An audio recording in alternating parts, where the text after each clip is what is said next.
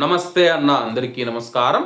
ప్రస్తుతం కువైట్ మరియు గల్ఫ్ దేశాలలో ఉన్న యుద్ధ పరిస్థితుల నేపథ్యంలో 59 మంది తెలుగు ప్రజలు మనం చూసుకుంటే క్షేమంగా ఇండియాకు బయలుదేరారన్నమాట.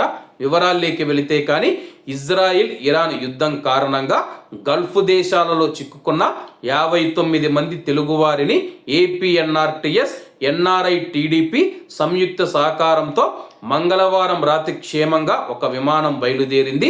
సౌదీ అరేబియా దమాం ఎయిర్పోర్టు నుంచి వారు విమానంలో బయలుదేరి వెళ్లారని చెప్పేసి యుద్ధం కారణంగా తాత్కాలికంగా నిలిచిన విమాన రాకపోకలు పాక్షికంగా పునఃప్రారంభమైన నేపథ్యంలో గత 10 రోజులుగా బెహ్రన్తో పాటు వివిధ ప్రాంతాలలో చిక్కుకున్న 59 మంది అక్కడ నుంచి సురక్షితంగా బయలుదేరారని చెప్పేసి అక్కడ చిక్కుకున్న వారి పరిస్థితి మొదట బెహ్రెన్లోని ఏపీఎన్ఆర్టీఎస్, ఎన్ఆర్ఐ టీడీపీ విభాగానికి తెలిసింది. వెంటనే వారు అధికారులకు సమాచారం అందించి తక్షణ సహాయం కోరారు.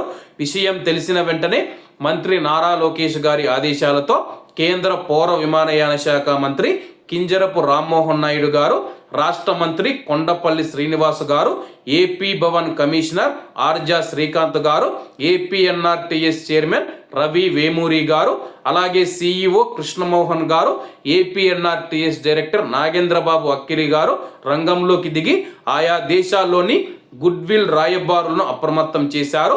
గల్ఫ్ కౌన్సిల్ ఎన్ఆర్ఐ టీడీపీ విభాగ అధ్యక్షుడు రవి రాధాకృష్ణ గారు తెలిపిన వివరాల ప్రకారం Bahrain, Kuwait, Oman, Qatar, Saudi Arabia, యుఏఈలో కూడిన 6 గల్ఫ్ దేశాలలో ప్రస్తుతం సుమారు 100 మంది ఏపీఎన్ఆర్టీఎస్ గుడ్విల్ రాయబారులు చురుకుగా పనిచేస్తూ ఉన్నారు. ఈ వాలంటీర్లు ఖతార్, కువైట్, బెహ్రెన్ నుంచి సౌదీ అరేబియాకు వెళ్లాల్సిన తెలుగు వారికి ట్రాన్సిట్ వీసాల జారీకి సహకారం అందిస్తూ ఉన్నారు. సౌదీ అరేబియాలోని దమాం నుంచి విమానాలు ప్రస్తుతం నడుస్తూ ఉన్నాయి.